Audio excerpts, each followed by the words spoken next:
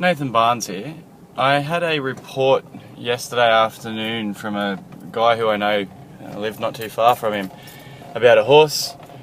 I'm just driving now, sitting on my lap. This is not real stable, probably a good view. This is some preventative things. There is a fair few people around. I'm going to close this now but keep recording it. This horse is allegedly extremely emaciated. I'm not going to disclose the location, but that will be available to the RSPCA promptly.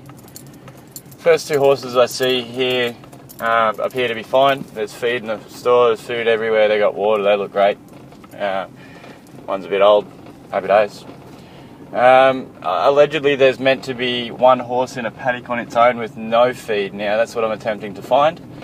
The people have seen this there, suggested to the person, had discussions, shall we say, and with no adequate resolve. And so what we're looking at doing is, initially I'm going to give the person the opportunity to, they might have no money, you know, could be some crazy situations. We've all had some bad times. My animals are my priority, but everyone's got different priorities.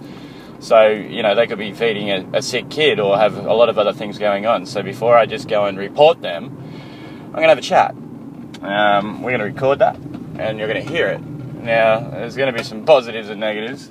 Most people don't like it when I have a chat and ask them about their animals that appear to be in danger or distress. Alright, well I've just done a couple of loops at this place and I can't find this horse. So I'll keep talking to you and letting you know what I'm doing and why until I get there. But I intended on stopping like a minute ago. So basically what I'm going to be doing is offering a suggestion for this person. Might be presuming, but I'm going to presume a gentleman. The majority of cruelty cases I've dealt with have been males. I'm a male, so I can say it, I believe. The situation is not always as open and shut as one might seem. Animal cruelty is never excusable, and I'm not talking about that aspect of it. I'm talking about people's life situations, events. Now, some crazy things can go on that you hear around the traps, shall we say. So we're going to offer education. We're going to offer assistance. We're going to say, you know, how you doing with your horse? My name's Nate Barnes. I help with multiple rescue groups and places, and just got a bit of a how you doing the other day in relation to your horse. Now, you might not. That's my phone doing its thing. You might not. It's on noisy now. The last couple of months, so I even can hear it. Not that I answer it straight away, unfortunately, as I'm doing, and normally a couple of other things. And don't ever want to be rude and hang up or half cut your conversation off as I find the horse. So, different area of the town now. So offer them education, assistance, and say, you know, I'm here. I'm not anyone, mate, apart from a concerned animal welfare, not activist, because that word's got so many negatives associated with it and everything else. Man, this car's not off road. But a concerned community member is an approach I like to take. Not real good driving around people's properties, by the way, that you don't know. You get shot where I live if you do that wrong.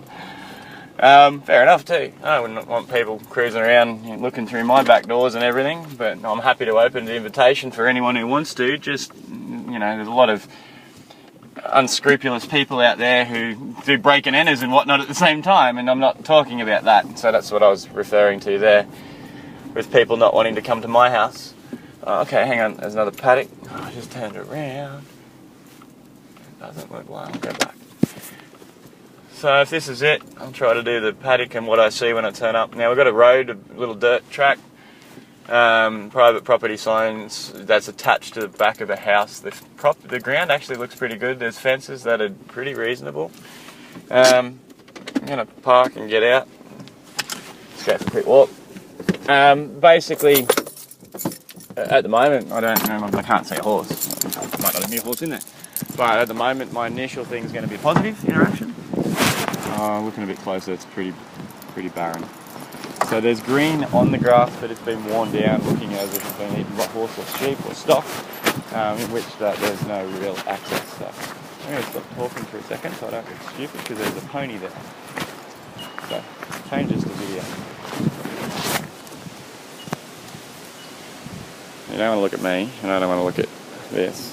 So we'll see if we can focus it on the pony. And I don't know where the camera is, but that horse has got a bulk load of feed, which is awesome. It's got a terrible paddock, I agree.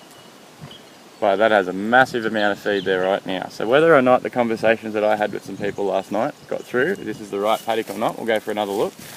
Not going to put that phone number up there as I fall over. There's two horses. They both look in pretty good condition. Awesome condition, to be honest. They look great. So I got nothing to say about this property apart from positive horse things, that they're finding other ways when you got it doing it. Hello, my little friend. So I'll say hello to the horse and leave you later. We'll go to the next place.